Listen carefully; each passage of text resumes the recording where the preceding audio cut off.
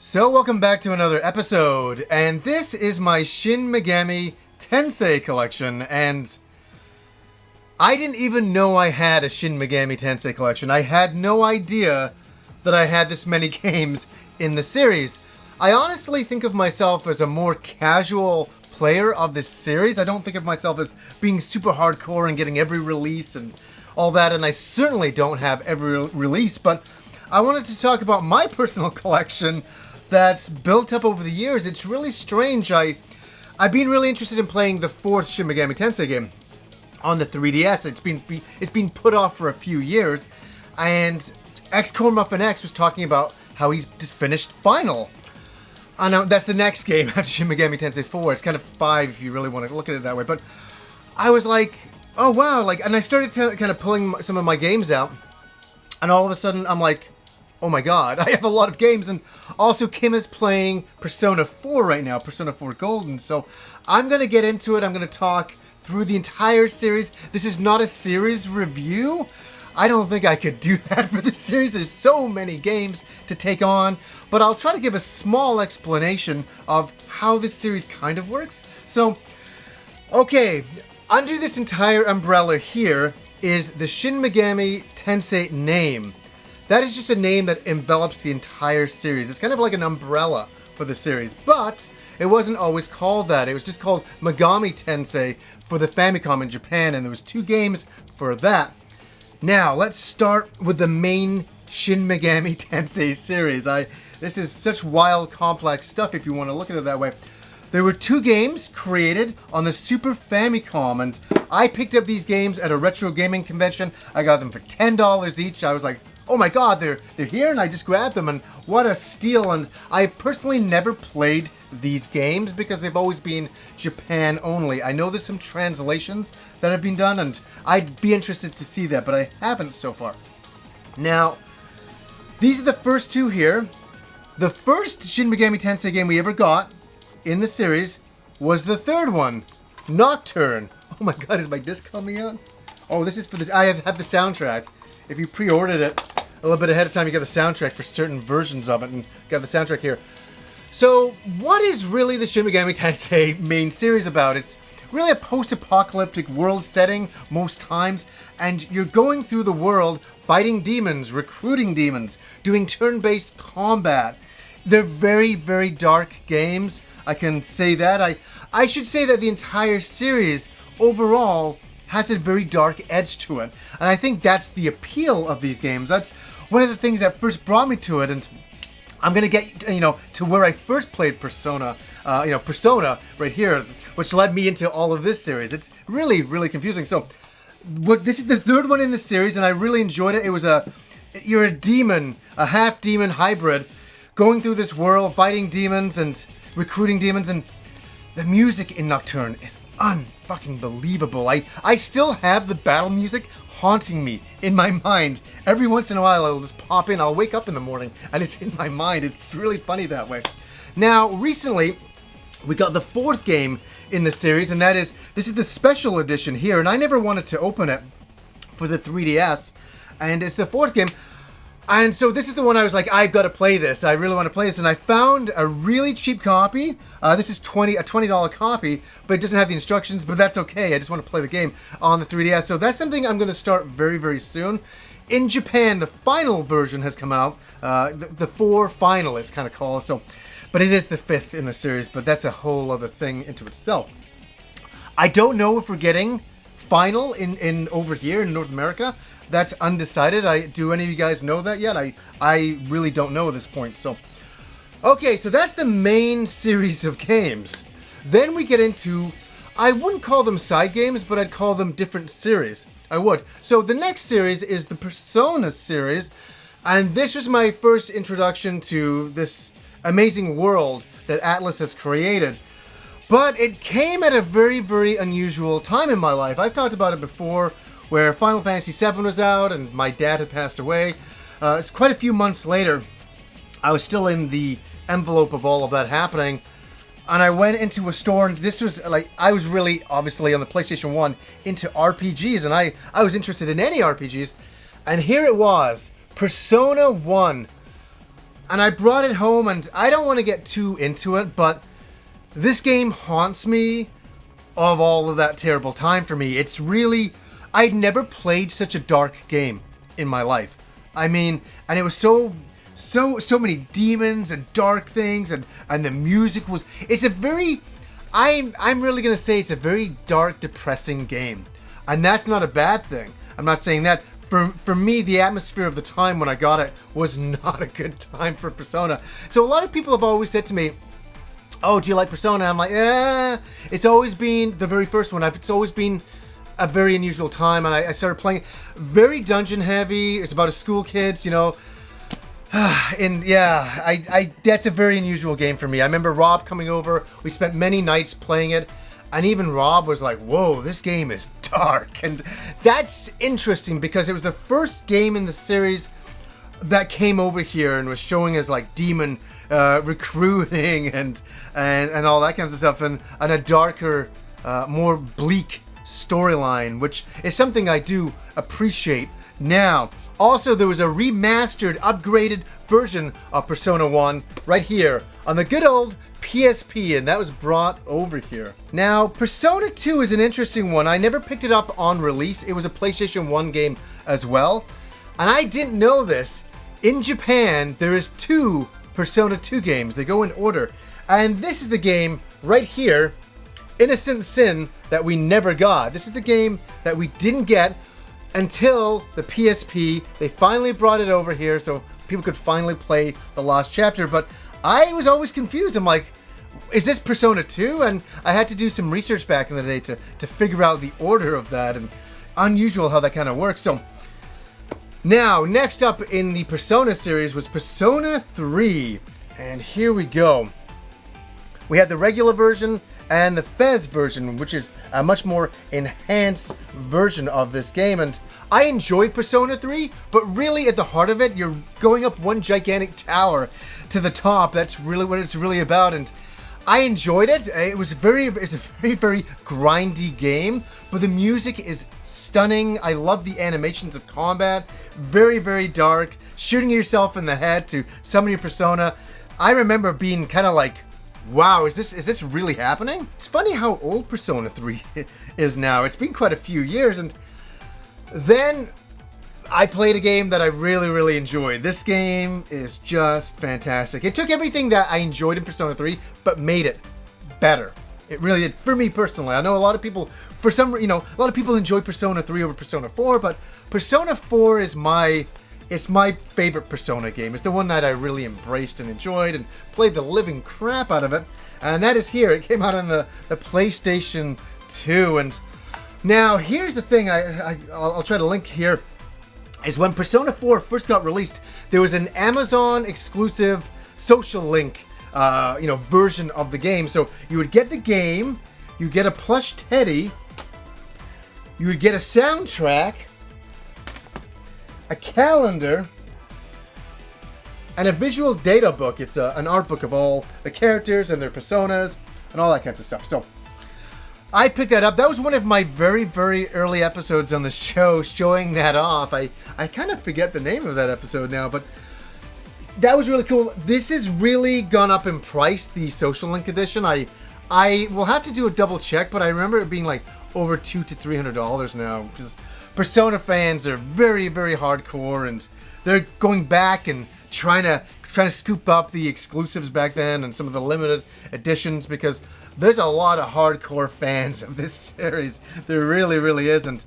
I'll still stick in the Persona 4 world. I picked up this strategy guide back in the day, which is great, and we'll go into something else here. So here is, this is on the Vita, and this is a wonderful, wonderful game. This is Persona 4 Golden. Now, this is the sealed version. I don't want to open this up, but Kim had a bit of a moment where she wasn't playing any RPGs or anything, and I thought, I wonder if it's time for Kim to upgrade and try something a little bit more technical, a little bit more challenging. I'm not saying that the game is, playing Final Fantasy IX is not challenging. It certainly is, but I just thought a different genre of the RPG, and this is a great one to get into. So I gave her it on the Vita, and we downloaded the game, and I said, okay, I said, give it a shot, see how you like it. And she's playing it for the first bit, and she's like, it's a little slow, because the beginning is all the setup story, and once you get past that, you get into the gameplay, and things really pick up, and, a few hours later, she's like, wow, the combat's really great. I'm like, yeah. She's like, this game is, like, so anime and fun. I'm like, yeah. And so she finally got it, and it's on all the time now, and we play it on the PlayStation TV, so on the TV in widescreen, and it looks pretty good. It looks really, really good. Better than playing when I was playing, Persona 4 in my standard definition TV years ago. I think this is a much better way to play it. So if you haven't played Persona 4 and you're like, I want to play this, try it on the TV, on the PlayStation TV. I think you can get PlayStation TVs for very, very cheap now. So Persona 4 is always on in the background right now, and that is a welcome thing. Like, what can I say about Persona 4? Really, really wonderful music. I said Nocturne gets in your mind. Oh my god, Persona 4, that music gets in your mind, and it's really, it's excellent. It's excellent stuff, and the combat is really a lot of fun. It's like, when Kim said it's really anime, it's not a cheesy thing to say. The combat is really, like, you'll do combination attacks and enemies, and it'll show all your characters attacking at the same time, and that's another thing I've never had a chance to say through all of this, is that I really appreciate the design and the characters and the monsters and the worlds in the entire Shin Megami Tensei series. I think that's what's always drawn me to it. It's just so dark and unusual. And it's funny, isn't it funny, different perceptions on things? I thought Persona 4 was a very dark game. But it's total perception. Because I said to Kim, this is very dark, isn't it? With all the demons and all this. She's like, no, not really. And I was like, maybe it's different. People like look into things a lot different. Maybe because I've seen and played a lot of the other games that I know kind of how, as I say, the series umbrella kind of is. But it's her first introduction to the series, so she's thinking it's great with Teddy and all that stuff. And that's another thing about Persona 4 that's of great interest. It tackles a lot of really great social issues, and I didn't want to get into a whole talk about this, but Persona 4 tackles stereotypes on people, and like, I play the game to really understand it. I think a lot of people really like Persona 4, myself obviously included, and Kim now as well, because it tackles a lot of interesting social issues that a lot of games go, oh, we're not dealing with that. A lot of the ideas in this game is that you're dealing with your own persona, your own hidden person within yourself, and you have to face that person. That's what a lot of this story is. That's why 4 is, like, so cool. And I think it shows a lot of tolerance, and I think I give Atlas a lot of props for creating the game and translating it really well, and I don't know. Anyways, that's just my take on that game. I really am blown away with it, especially the second time watching Kim play it. It's fascinating. It's a really fascinating game. So, moving on, we got some fighting games based on the Persona characters, and this is my first introduction to it. This is Persona 4 Arena, and I like this game, but I got something to admit. I never played it as much as I should have. I was very, very busy at the time with work and there was so much going on, and I remember getting it, and I played a bit of it, and I played a little bit of it with Hands who was staying over here, but I never got into it as much as I should have. But the other day, I'll put this in a new Game Stuff episode, I was able to pick up this Persona 4 Arena Remix. And I don't know a lot about this game. I'm honestly going to say that. I don't know a lot about it. I'm guessing it's the upgraded fighting game, kind of like the Ultimate Street Fighter version when you get to the arcade level. And so I think I'm going to play this game and give it a real shot. And I know it's always played at tournaments. I always get a good, I always have a lot of fun watching other people play it, but I've never really gone into it myself. So I'll check that out. Is that it for the... let's kind of go on and get some of the other Persona things out of the way to size them. Here's my Persona strategy guide. This is a Game Fan Books edition. And it's a very, very boring guide. I showed this in my strategy guides, but, it's very black and white. And I remember back when I was playing Persona 1, looking at some of these, and I think I had some drawings on some of them, but looking at some of these dungeons, I'm like, Jesus Christ. I think it's kept getting more and more complicated. And I'm like, this game is insane. But anyways, that's it. This is an art book I picked up. Persona 4 Original Artworks, isn't it? Yeah, Design Works. Original Design Works. Huge fan of the art style of this series, as I've said before. Oh, the personas in here and characters and the different facial reactions. Man, I'm really looking forward to Persona 5. Like, Persona 4 was so good, and it's like, going to 5 is like, where will they go with this, you know? So, looking forward to Persona 5. Okay, now let's go into some, I'll call them other side games within the Shin Megami Tensei name. And here's Persona Q, Shadow of the Labyrinth. It's a dungeon exploring game with characters from the Persona series. I have not opened it. I don't think I want to. I don't think I'm going to get into playing this game. I just want to keep it sealed. That's it for collection purposes. Now, so we got this. Okay, here is a interesting game. I'm losing it. Already. Okay, we'll do this one. Soul Hackers. This is a version of the Saturn, game, and it got some mixed reviews, and I've never played it. It was on my radar. I'm like, I'm going to start this up, and I read some reviews. I talked to, I think, Pete Dorn. He's like, yeah, it's okay. It's an okay game. And I'm like, oh, and it really deflated me about playing it. I was like, oh, I guess it's okay-ish. I guess, what do you guys think of this game? Soul Hackers. Yeah, maybe I'll get to that one day, for sure. Okay, here's the game I wanted to originally pull out. It's kind of funny. This game is like 12 years old now. I'm kind of blown away by it.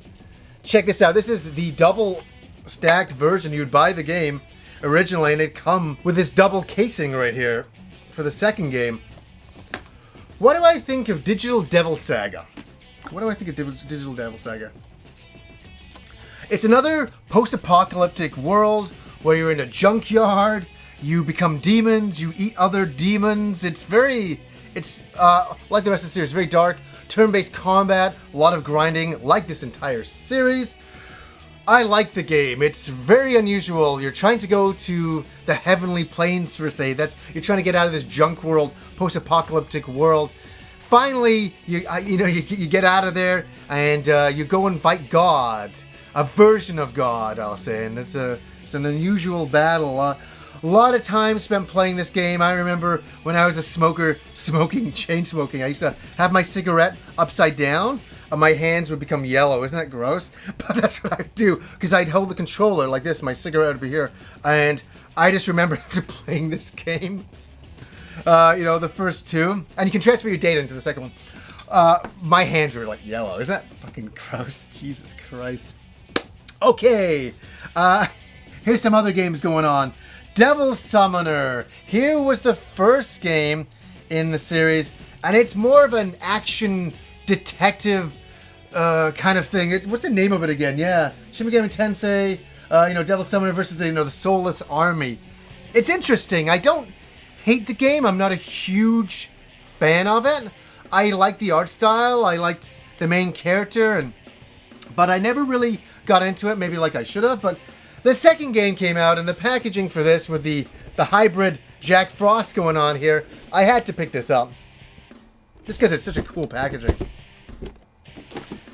Oh man, I tell you, I was really like, oh my god, am I really going to talk about this series? Because, my collection. This is supposed to be a collection. It's not supposed to be, I'm not supposed to do a series review on this by any means, but because I don't have every game in the series.